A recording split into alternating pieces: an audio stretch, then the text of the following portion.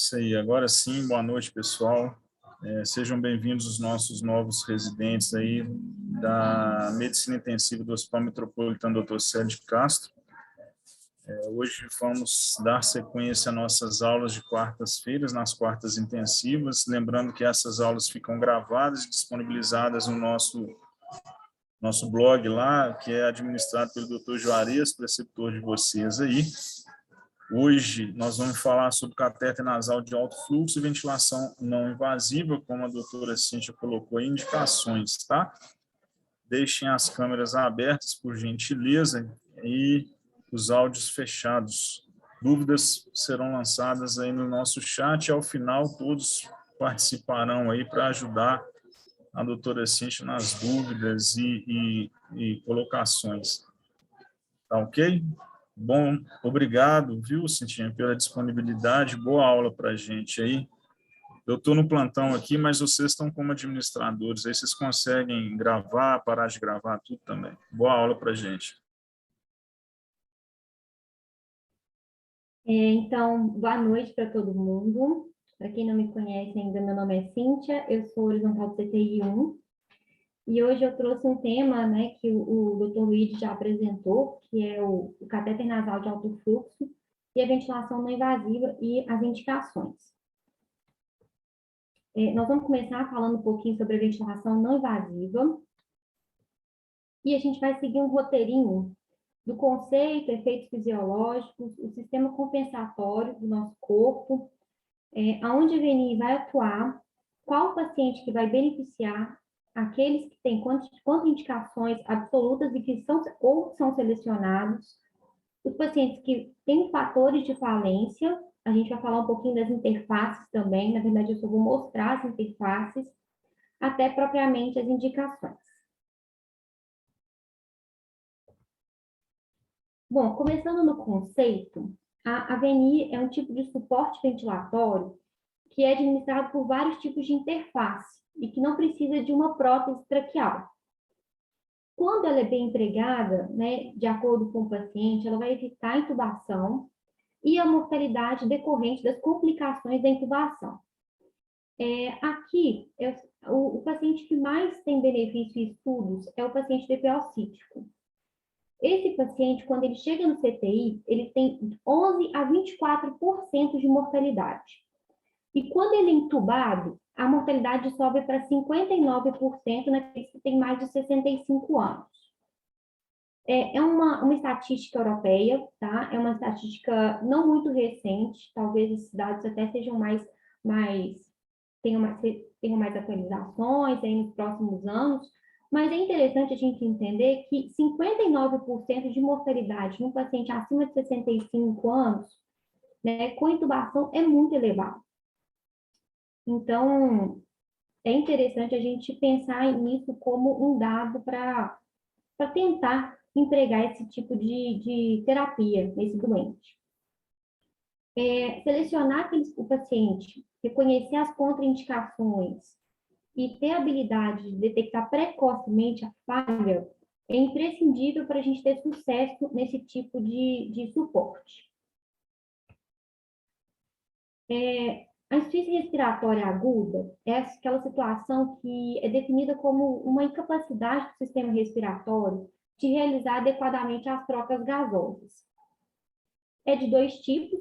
O tipo 1 é a clássica hipoxêmica, que é definida como um PaO2 abaixo de 60, uma saturação arterial também de oxigênio menor que 90, e não tem a presença de hipercapnia. A do tipo 2 é aquela hipercápnica. Então, é tudo da 1, mais um aumento de PCO2 acima de 50 e um pH menor que 7,34. Se a gente tem uma situação que leva realmente a uma alteração, né, na verdade, a insuficiência respiratória, o nosso sistema corporal vai fazer uma compensação, como sempre, né? Sempre o nosso corpo vai tentar compensar aquilo que está atrapalhando a homeostase. Então, vai aumentar o comando neural, aumentando o drive respiratório. A gente vai aumentar a frequência respiratória, aumentar o trabalho respiratório, o consumo de oxigênio pela musculatura. Além disso, vai ter uma mudança do padrão respiratório, o paciente vai ficar taquipneico, a gente aumentar a frequência cardíaca, o tônus adrenérgico e vai sobrecarregar o sistema cardiovascular. E aonde a VNI entra nessa história? A VNI, ela vai atuar de sobremodo nessa compensação. Ela vai promover o alívio mecânico, auxílio mecânico direto sobre essa musculatura. A gente vai, com isso, diminuir o drive neurológico, o drive respiratório, vai tornar mais eficiente o sistema respiratório, aumentando o volume corrente e diminuindo a frequência respiratória. Com isso, o sistema cardiovascular também vai ser compensado. Então, eu tenho uma resposta global a esse sistema compensatório do nosso corpo. Além disso, a VNI tem uma propriedade que ela vai ajudar a modificar principalmente a relação ventilação-perfusão, aquela relação VQ. Aonde? Nas unidades alveolares, que estão colapsadas desde a via aérea superior até inferior. Então, eu vou melhorar a resistência, a complacência desse sistema respiratório. Coloquei uma foto aí de uma telectasia, que é uma das indicações que a gente vai ver mais para frente, mas para lembrar sempre de colapso de via aérea. Como é que a gente vai identificar? É o paciente dispneico. A dispneia é uma sensação, na verdade é uma percepção do doente, mas ela é passada ao nosso exame físico como uma frequência respiratória aumentada acima de 25. A gente vai ter um uso de musculatura acessória, principalmente no DPOC, isso é bem claro, é um paciente que já tem uma musculatura toda atrofiada, então é fácil de reconhecer. A gente tem uma pressão arterial de gás carbônico, de CO2, acima de 46, com pH abaixo de 7,34 e uma PaO2 sobre uma FI menor do que 300. Aqui é interessante a gente avaliar sempre o doente, né? A frequência, tudo isso é uma variação contínua, exame físico. E como é que a gente vai selecionar o paciente para poder a gente implementar na VNI? Ele tem que ter um Glasgow acima de 9, porque é interessante que ele coopere com o procedimento, ele tem que estar estável hemodinamicamente, não tem que ter arritmias ou nenhuma possibilidade de estar com isquemia cardíaca, porque a gente vai aumentar o trabalho também desse coração que já está sofrendo com isquemia cardíaca, então é uma contraindicação absoluta, já estou falando até da contraindicação adiantando. Ele tem que ter tosse eficaz, ele tem que ser capaz de eliminar todas as secreções brônquicas. Por quê? A VNI, ela predispõe a pneumonia aspirativa se o paciente não tem condições de tossir, de proteger via aérea. E aquele paciente que tem uma hipercapnia, mas ela não pode estar muito grave. Ou seja, ela tem que estar com pH entre 7,32 e maior que 7,10. E uma PaO2 entre 50 e 90. Nessa tabela que eu tirei do VENUT, que é um curso da AMIB, também é muito baseado na nossa diretriz de ventilação mecânica brasileira. Ele coloca aí como uma condição clínica preferencialmente reversível, né, como uma das condições. Mas aqueles pacientes que, mais para frente eu vou falar, que também podem ser incluídos, são os pacientes com doença terminal. Também não tem que ter nenhum trauma de face, nenhuma deformidade de face, porque como é que a gente vai adaptar a interface se o paciente tem está com um trauma, um problema na mandíbula, alguma coisa? Não é inviável. E as contraindicações absolutas, né, já são risco de parada cardiorrespiratória, esse paciente vai ser entubado imediatamente, uma escala de Glasgow abaixo de 8 e desorientação ou agitação. Essa parte de desorientação e agitação está com asterisco porque é uma contraindicação relativa. A narcose vai levar o paciente a ficar sonolento. Então, se a gente colocar a VNI nesse contexto, ele pode melhorar. E a agitação vai ser causada por hipoxemia. Então, também a VNI pode ajudar. A gente tem algumas drogas que são ultracurtas, que é benéfica nesse momento, então, Precedex, a gente tentar melhorar, explicar o doente, para ver se a gente consegue fazer um ciclo evitando a intubação desse doente. Choque é uma contraindicação absoluta também, né? Incapacidade de proteger via aérea, como eu falei. Hemorragia digestiva alta, pneumotórax, abdômen agudo, quando o paciente se recusa, e também uma tentativa prévia de VNI é colocado como uma contraindicação relativa. Por quê? Às vezes a interface que você colocou não foi ideal, o modo, né, a forma que você indicou, né, que você trabalhou no seu ventilador, não foi ideal. Então, essa é uma contraindicação relativa, porque dependendo do que você for otimizar no seu ventilador, pode ser tentado mais uma vez. Eu coloquei isso aqui para deixar bem claro, para a gente fixar, né? Eu acho que é tão óbvio que pacientes na iminência de parada cardiorrespiratória, a gente deve prosseguir para intubação, né? E, realmente, os instáveis com arritmias, com isquemia miocárdica, que não tem proteção de via aérea, que não estão cooperativos, esses também já são excluídos naturalmente da possibilidade de ser colocado em terapia, né, de ventilação não invasiva.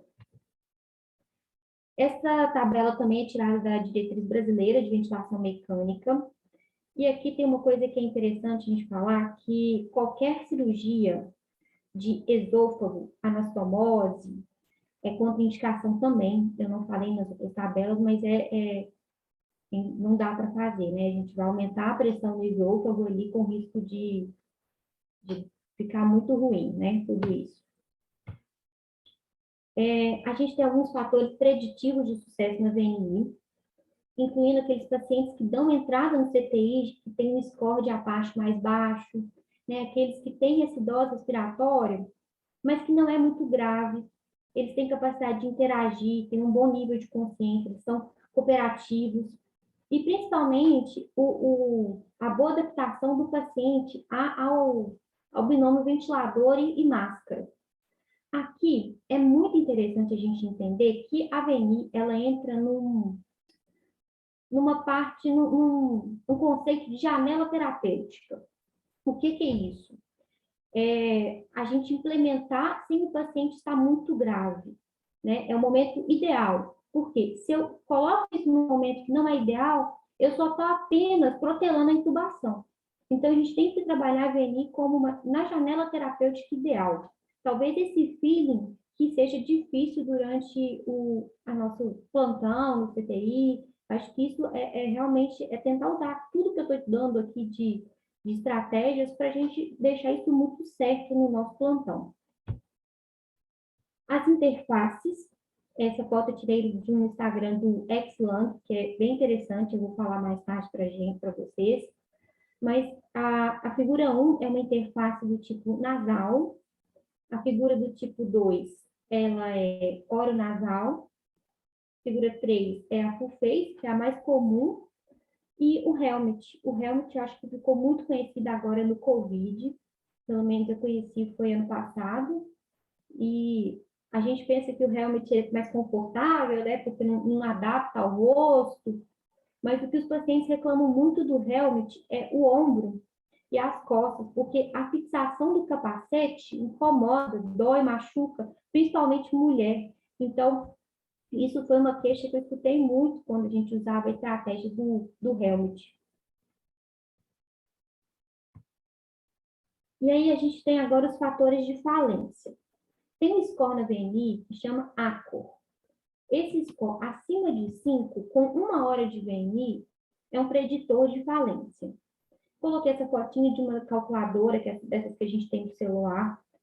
O que o ACOR vai avaliar? A frequência cardíaca, o pH, o Glasgow, a relação, né, PaO2 sobre FI e a frequência respiratória. Então, acima de 5, a gente já tem um preditor de falência. Além disso, né, aquele paciente que está na VNI, mas que está fazendo uma frequência estrondosa, né, 25, 30, está fazendo um volume de corrente muito alto.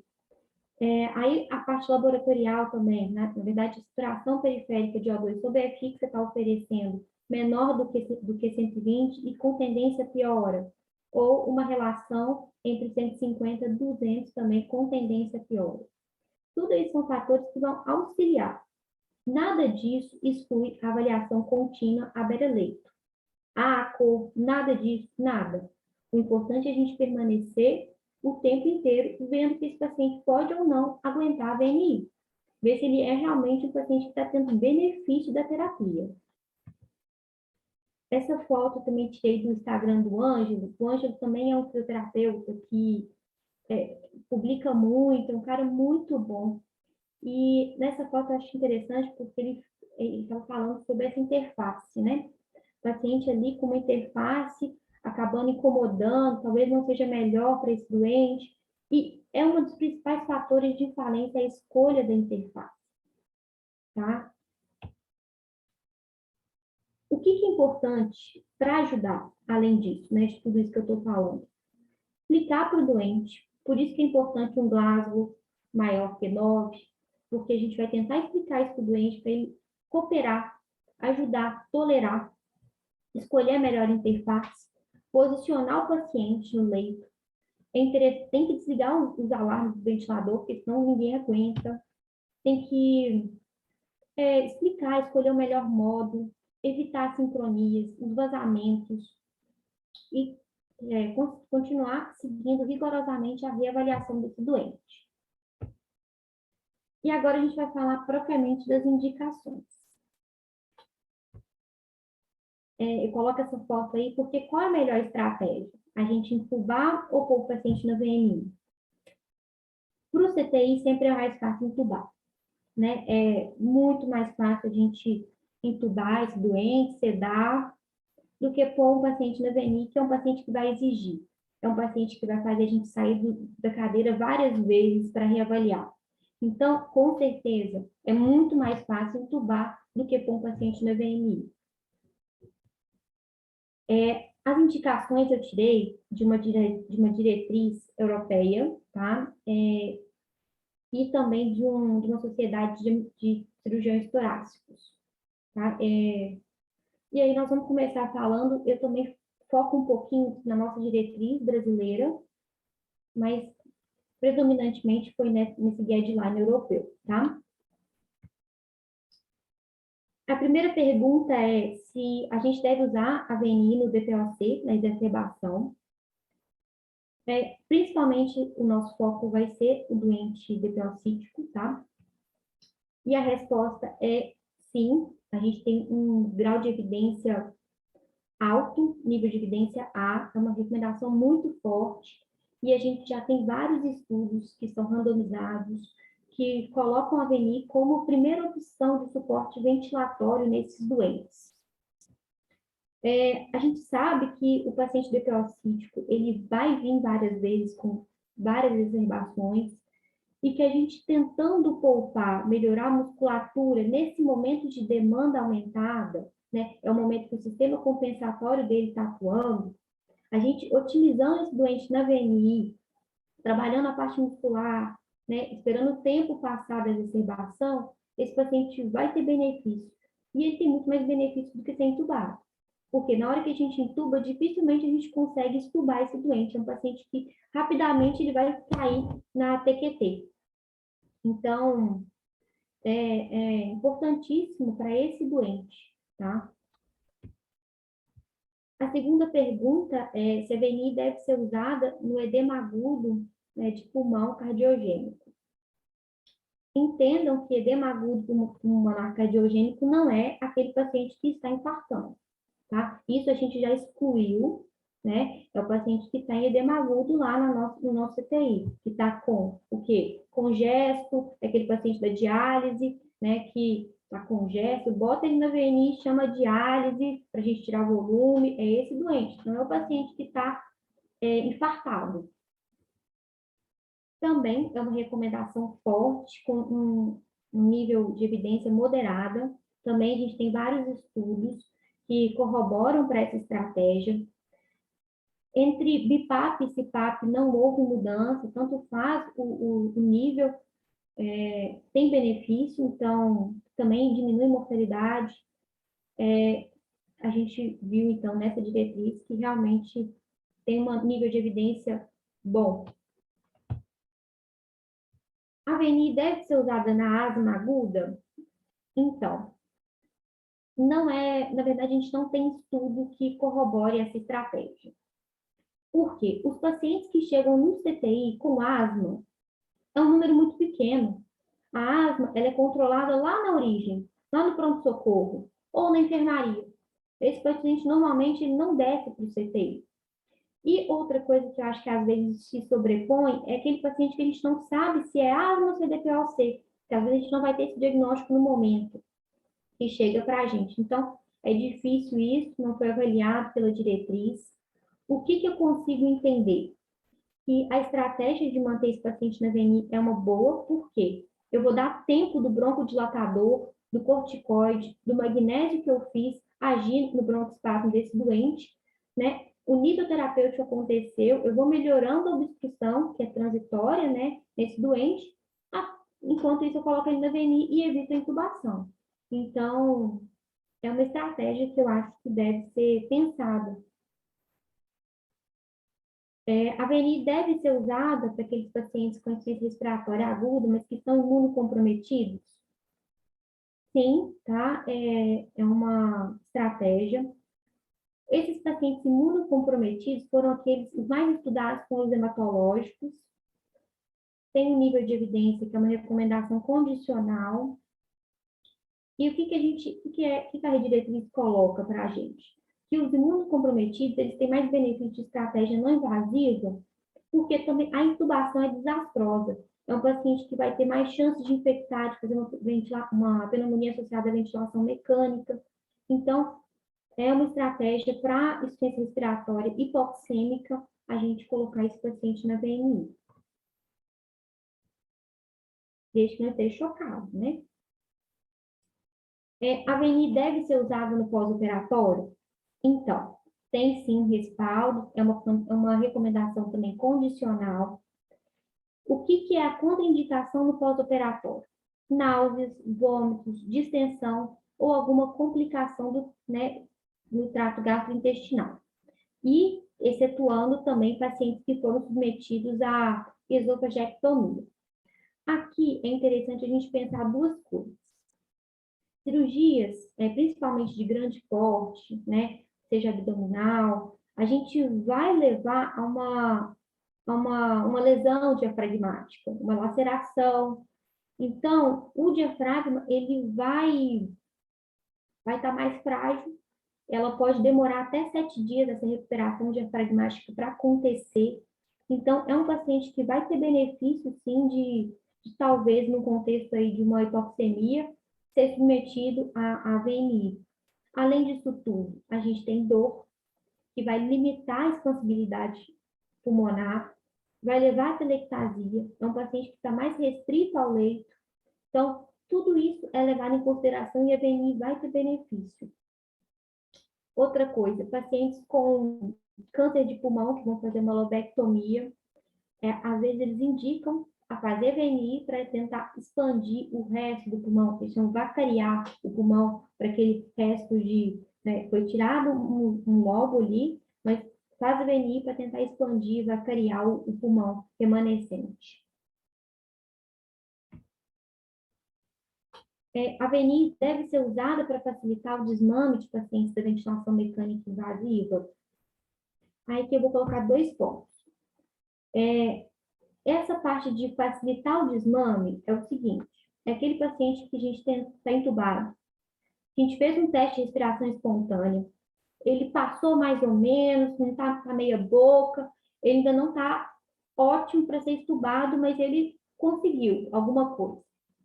Vamos tentar fazer mais uma estratégia, passa mais um tempinho, tenta de novo um teste de respiração espontânea. O paciente ficou do mesmo jeito. É um paciente DPO-cítico, a gente pode estubar e colocar ele na VNI. Então, a gente, mesmo ele não passando no teste de respiração espontânea, a gente pode estubar esse doente e pôr ele na VNI. E aí, tem a outra indicação, que é a gente usar para prevenir a retote desse doente. Como? É aquele paciente DPOC que também tem risco de ser entubado e a gente pode fazer uma estratégia de manter ele por 24 horas na VNI. Aqui no nosso CTI, a gente tem um protocolo, né? É aqui, ó. A gente pode manter o paciente por 24 horas pós-STOT, de paciente DPO cítico. A gente faria 4 vezes ao dia, mais ou menos 2 horas. Podemos prolongar a VNI aí por 48 horas. Então, existe um protocolo dentro da nossa instituição que vai deixar isso bem certo, organizado, com a equipe multi, que a gente pode manter esse paciente aí na VNI para evitar uma reintubação desse doente. Aí aqui, que é uma parte que eu achei bem interessante, que eu não sabia, achei interessante a gente pensar por esse ângulo, tá? A VNI pode ser usada em pacientes sem cuidados paliativos?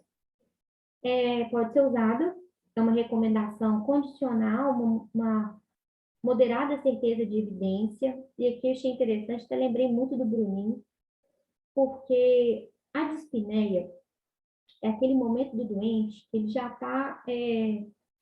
a intensidade da dispneia ela vai progredir com o menor tempo de vida.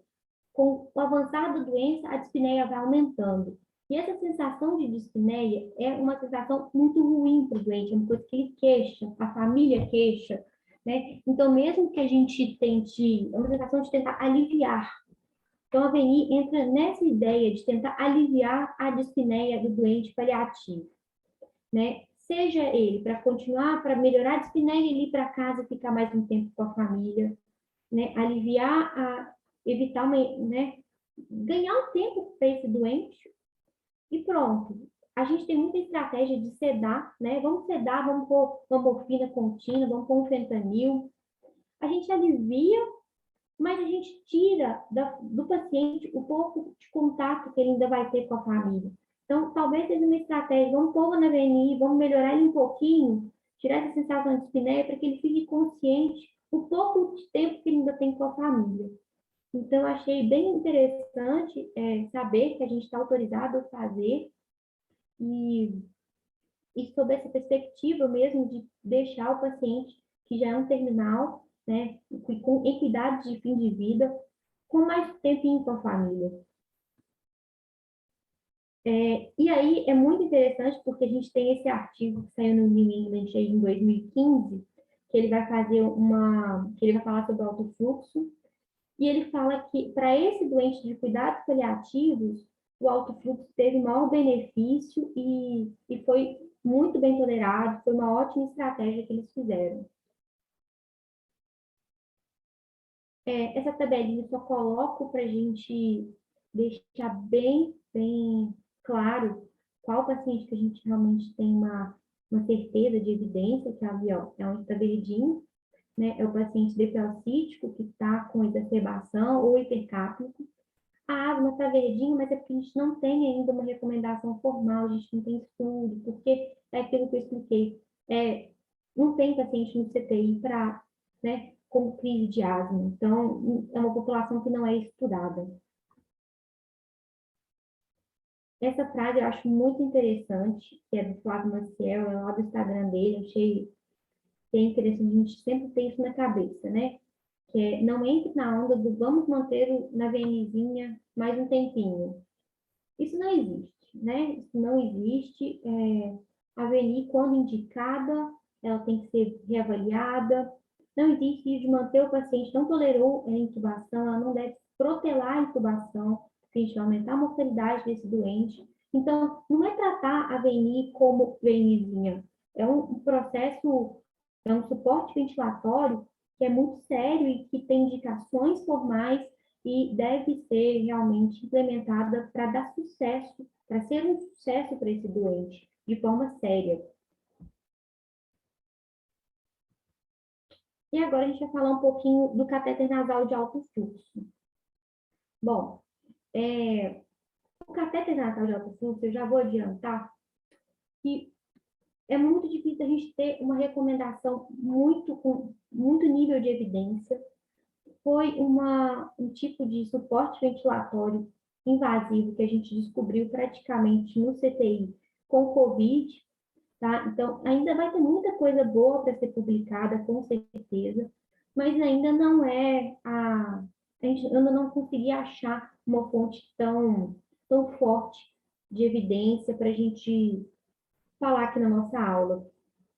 Para quem não conhece o alto fluxo, a foto da direita é um tipo de catéter chamado OptiFlow, e a foto da esquerda, que é um desenho, é da marca Ervo, tá? São dois dispositivos que a gente teve bastante contato. O Ervo, né, é um tipo de marca, né, de dispositivo que tem uma variação muito boa, muito fácil de mexer, mais do que o OptiFlow. Nós vamos falar um pouquinho deles aqui. Como é que é o dispositivo? Eu não sei se todo mundo conhece, se tem contato, mas é uma cânula nasal, uma pronga nasal, que é mais grossa do que um catéter, é mais durinha, ela é fixada, né, por um elástico na cabeça, né, na nuca, é conectada a um circuito, parece uma traqueinha, bem fininha e flexível, que vai ser conectada a esse umidificador.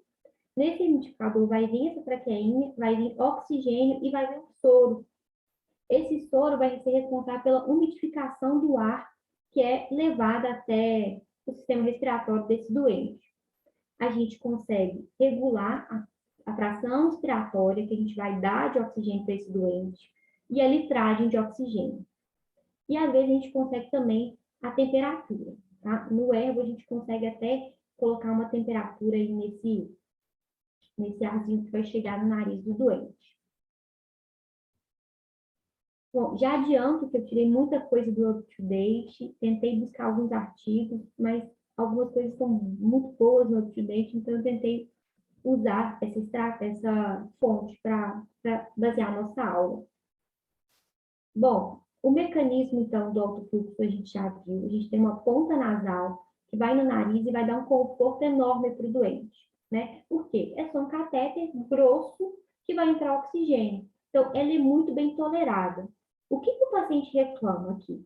Ele reclama que é quente. Porque o ar, ele vai chegar mais quente, o quarto fica quente, então isso incomoda muito o doente. Então, calor e umidificação. A umidificação é muito interessante porque eu vou lesionar menos o epitélio nasal, eu vou umidificar essa via nasal, né?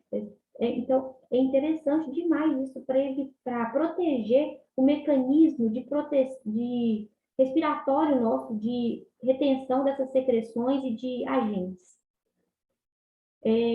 A gente tem o mecanismo também de lavar o espaço morto, melhorando o fornecimento de oxigênio para esse doente. A gente tem um efeito PIP, tá? Então, eu vou melhorar a oxigenação, porque eu vou dar um pouco mais de PIP para esse doente.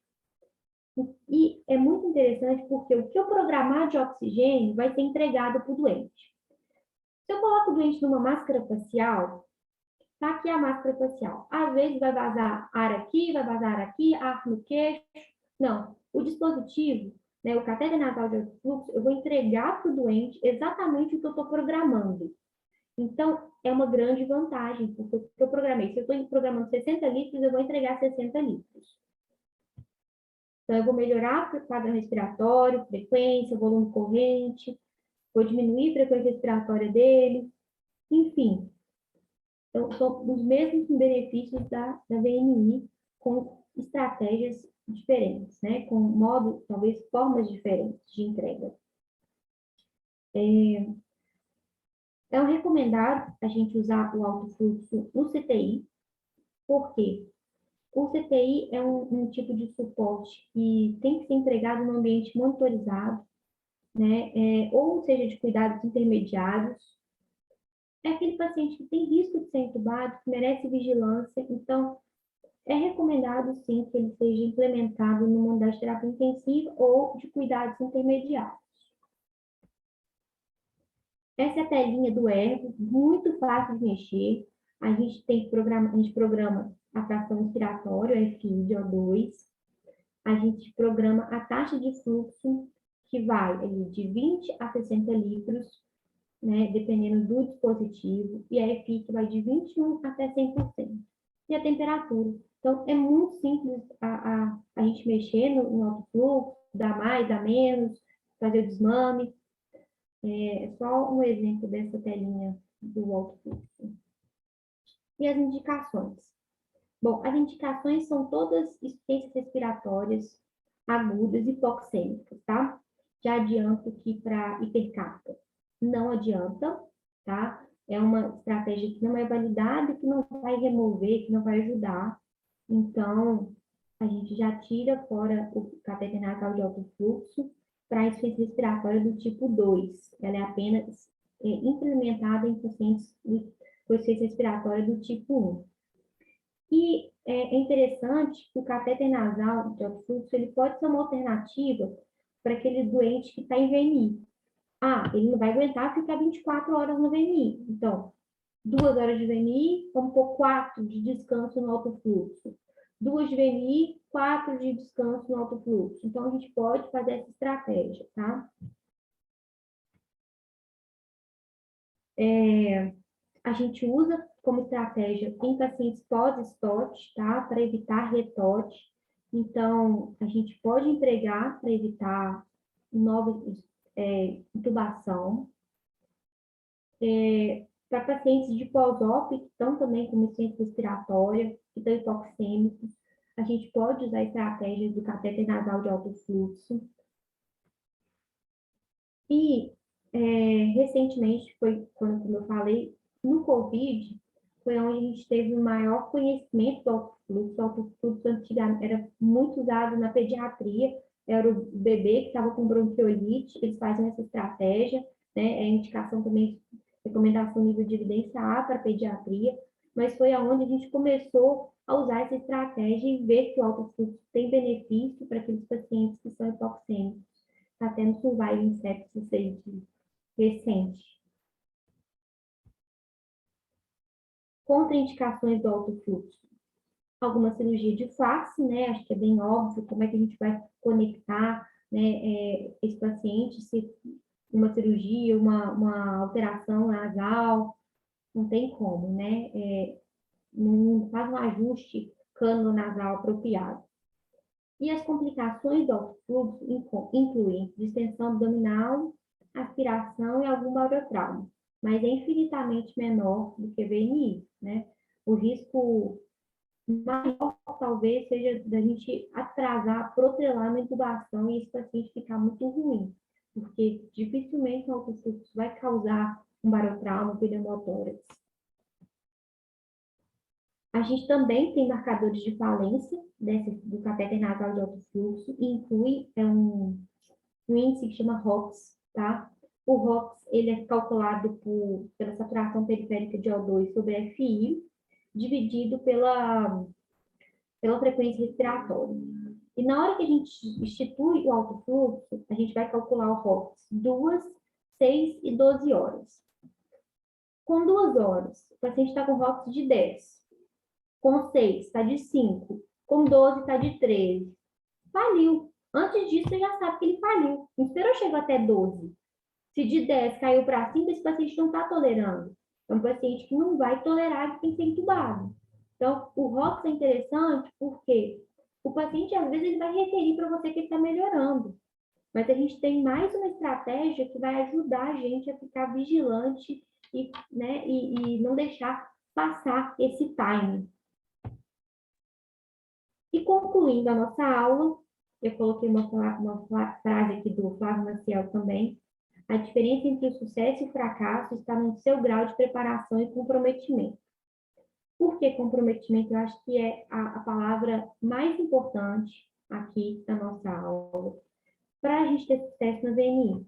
Se a gente não tiver o comprometimento de reavaliar esse paciente múltiplas vezes, esse paciente vai passar o time, ele vai precisar de ser entubado, ele vai ser entubado no momento errado, no momento que ele já está falido, no momento que ele vai chocar, que ele vai parar. Então, o comprometimento para a gente aplicar esse tipo de estratégia tem que ser máximo, como em tudo, né, no CTI. Mas eu acho que aqui é fundamental a gente sair da cadeira e olhar o paciente o tempo inteiro. Bom, essas foram as minhas referências. Eu deixo aqui, ó, embaixo 3 Instagrams que eu acho muito bom para os residentes. O Xlang. O Xlang tem vários simuladores, emuladores aí de ventiladores, então a gente brinca, vai mexendo, é muito legal. O Ângelo Roncalli, que é um formador de opinião da Físio sensacional, publica muito, vários cursos interessantes, já fiz 2 deles. E o Flávio Maciel, que também é outro físico que é sensacional, que publica muito, ele é também formador de opinião, são consultados para formações das diretrizes. Eu me baseei na diretriz brasileira de 2013, mas semana passada eu vi que lançaram a nova, não consegui ler para colocar na nossa aula e deixar ela bem atualizada. Mas é uma dica da gente pegar essa nova diretriz e já comparar e ver o que pode ter mudado e acrescentado aí. Provavelmente vai ser o alto fluxo aí e a questão do Covid.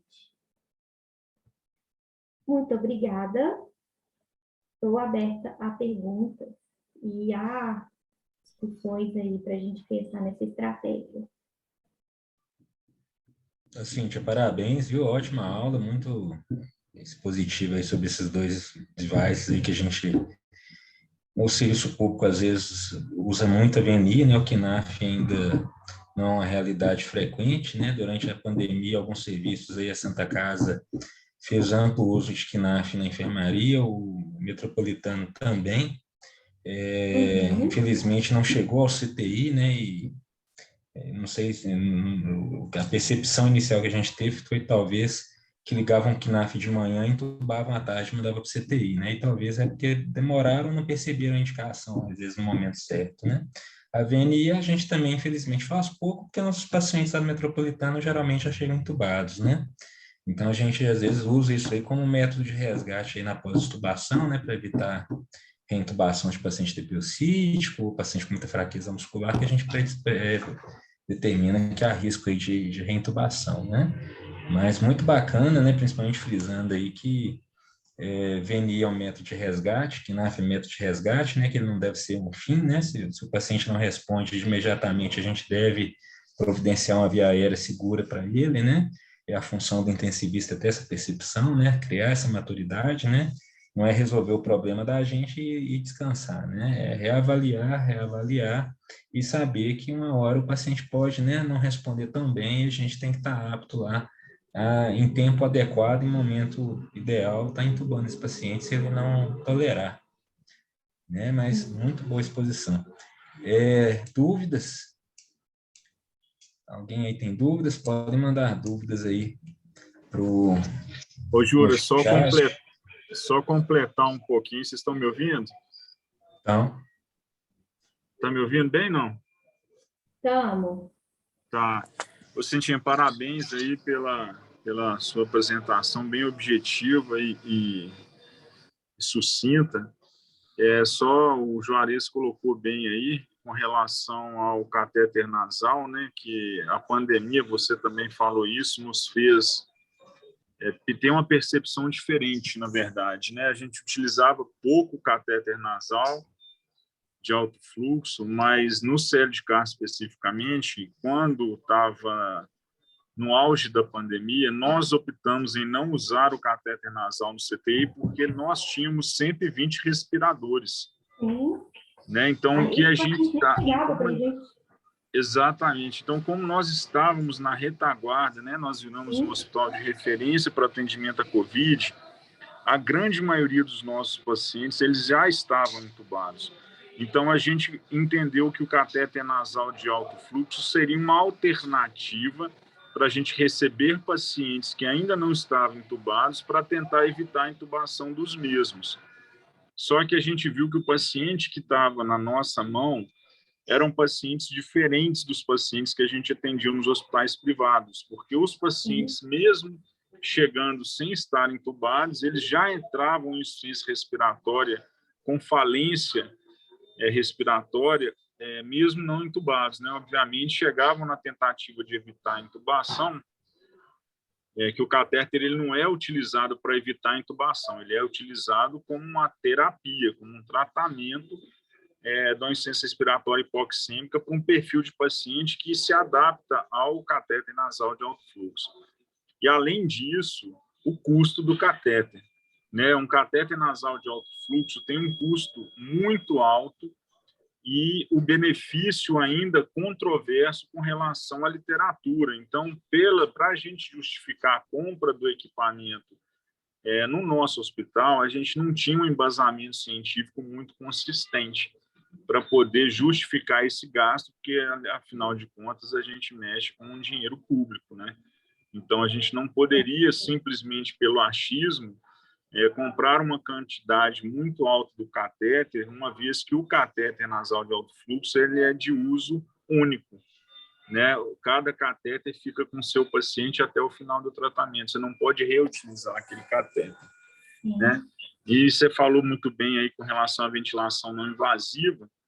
Ela não deve ser utilizada para postergar a intubação. O paciente em insuficiência respiratória hipoxêmica, sem nível de consciência, que nos permita tentar a utilização desse mecanismo de ventilação não invasiva, ela não deve ser utilizada. As indicações de intubação, elas existem, né? Nós vamos passar para a nossa turma e para os meninos em momento oportuno, né? E eles verão que não é tão difícil você perceber que aquele paciente não vai conseguir responder à ventilação não invasiva, ele precisa do tubo, né? Mas, de qualquer maneira, é isso que eu queria colocar. Parabéns, Cíntia, obrigado pela sua participação, tá? E se quem quiser complementar aí, a palavra é de vocês aí, tá bom? Obrigado, Cintia. Bom, a gente tem perguntas agora. Você quer falar mais alguma coisa, Cíntia? Não, eu estava vendo as perguntas, era só para responder aqui a Daniela. Ela perguntou se o catéter pode ser usado no IAM ou cirurgia de esôfago. Não, a gente nunca vai... o alto fluxo, né? O alto fluxo não tem estudo nem respaldo para a gente usar, não tem essa recomendação formal para usar em cirurgia de esôfago nem IAM, tá? Não tem nada na literatura que vai resguardar, recomendar. Então, não dá para a gente poder implementar uma terapia que não é recomendada ainda, não tem nível de evidência. Negócio, e para vocês entenderem, gente, essa contraindicação na cirurgia de esôfago, é claro que porque a VNI gera uma pressão positiva expiratória, né, e pode romper a anastomose, né? O paciente acaba, né, aumentando a pressão, ele engole o ar, aumenta a tensão ali dentro, pode ter um rompimento de negócio. Com relação ao infarto, né, a VNI, o grande questão dela é que ela aumenta a pressão intratorácica e ela inverte a relação da ventilação. O paciente que ventila em pressão negativa torácica começa a ter uma pressão positiva. Isso aí aumenta o trabalho cardíaco, porque a pressão pulmonar aumenta, né, altera retorno e tudo mais. Então, a VNI, nesse contexto do IAM, tem essa contraindicação. O KNAF, ele gera uma pressão contínua, como se fosse um CPAPzinho, né? Então, falar que ele aumenta o trabalho cardíaco, né? Não creio que aumente igual a uma VNI, que você gera uma PIP de 8, 10 milímetros, né? Então, não é tratamento, né? Geralmente, se o paciente infartou e entrou em insuficiência respiratória, é porque está em choque cardiogênico, né? Você vai dar seu jeito lá, tentar reverter o choque ou entubar o paciente, né? Então, não é uma indicação clássica, pelo perfil da insuficiência que esse paciente vai entrar. Exato. Não pode A outra, a outra pergunta é da Natália. Como escolher os parâmetros do ventilador para VNI? Existe variação de acordo com a patologia de base?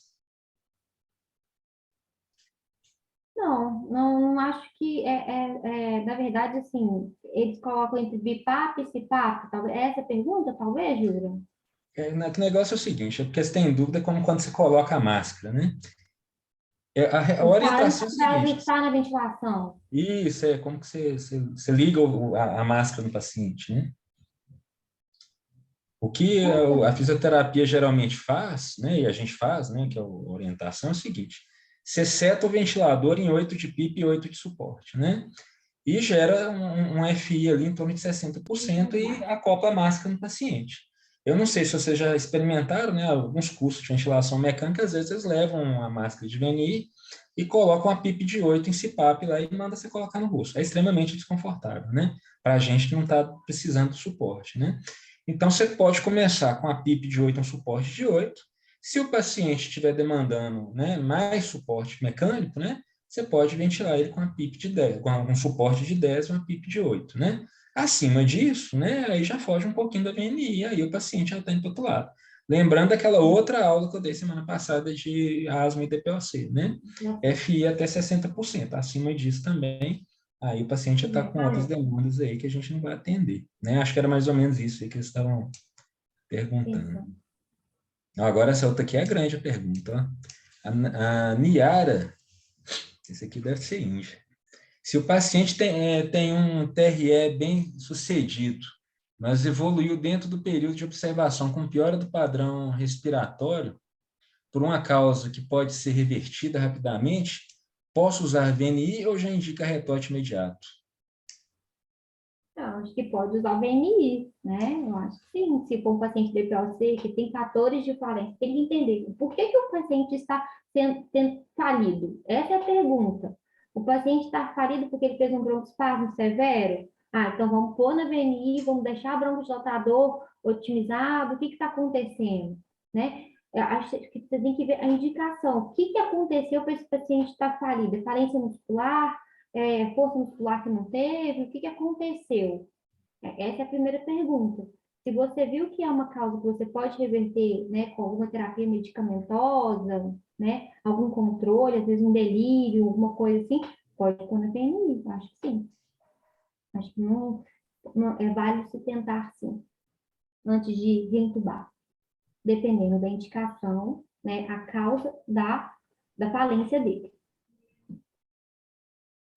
O Matheus pergunta qual a diferença de benefício entre KNAF e um CPAP com interface nasal. O KNAP a gente vai usar quando o paciente está em insuficiência respiratória aguda. O paciente que está com CPAP com interface nasal seria aquele paciente que vai fazer talvez uma apneia obstrutiva do sono. Eu acho que é isso que ele está falando. Que, na verdade, ele está entendendo que o KNAF gera uma pressão contínua, né? Mas isso aí é comparar uma Ferrari com Fiat 147, né? Você está entregando um fluxo de 60 litros, né? Num KNAF, Isso. e um fluxozinho ali de 5, 10 litros De ali cheirinho, bem pouquinho. no CPAP, né? O Então, assim, CPAP, aquilo assim, ali, ele gera pressão. O CPAP só gera pressão e um fluxo lento. contínuo. Pode aproveitar aí e fazer pergunta, gente. Aproveita que a doutora Cintia hoje está animada. Ai, jura. Depois vocês peguem as referências aqui na apresentação e olhem esses Instagrams, são ótimos. Excelente. Boa noite pra você, parabéns, a aula foi muito legal.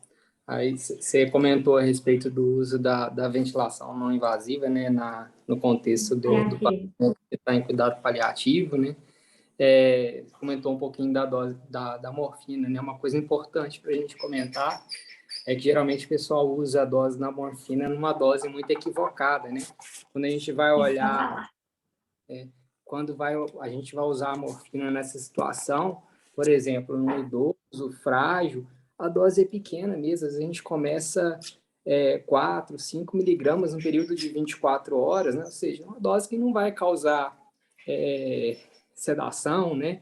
E que é suficiente, a gente vê que na maioria das vezes é suficiente para controlar o sintoma da dispneia, né? O que acontece é que a gente vê, geralmente quando liga a morfina na bomba de difusão contínua, liga numa dose totalmente esdrúxula, coloca 10 miligramas a hora e o doente vai ter efeito colateral, né? Que não é objetivo de jeito nenhum numa situação dessa, não é sedar com morfina de jeito nenhum, isso é mal visto mesmo, de fato, né? E se a ventilação não invasiva não gera desconforto ali para o doente, né? Se consegue... Opa, deu uma falhada aqui. E se consegue controlar sintoma, aí é possível o uso, sim. Foi bem colocado. Beleza? Beleza. Valeu, parabéns. Só lembrei de você na hora que eu li essa parte dos paliativos. Muito bom. É o conceito da sedanalgesia terminal, né? Porque a gente tem muito conceito errado, a gente que é mais velho de terapia intensiva, né?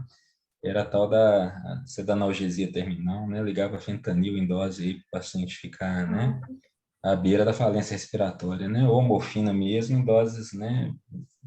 Que o que o Bruno está sugerindo por dia, já a gente vê o pessoal fazendo por hora, né? Então, é ter essa atenção mesmo, né? Essa sensibilidade aí, que hoje a terapia intensiva não é só tratar a doença, né? A gente hoje está tendo um olhar bem mais amplo, né? E eu acho que é isso aí que vai guiar a terapia intensiva de ponta aí para frente, né?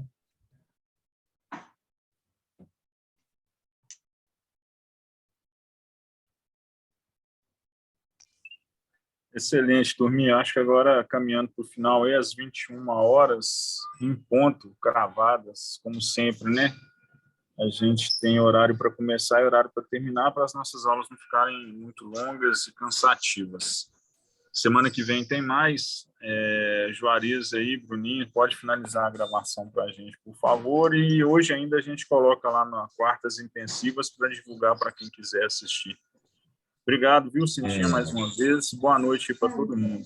e só aproveitando para lembrar, segunda-feira que vem, primeiro GD dos R1s aí, que tá, logicamente está todo mundo convidado, né? Os temas a gente já mandou aí no grupo aí para vocês estudando aí, ter admissão em CTI, né? Os critérios de admissão. E semana que vem tem mais.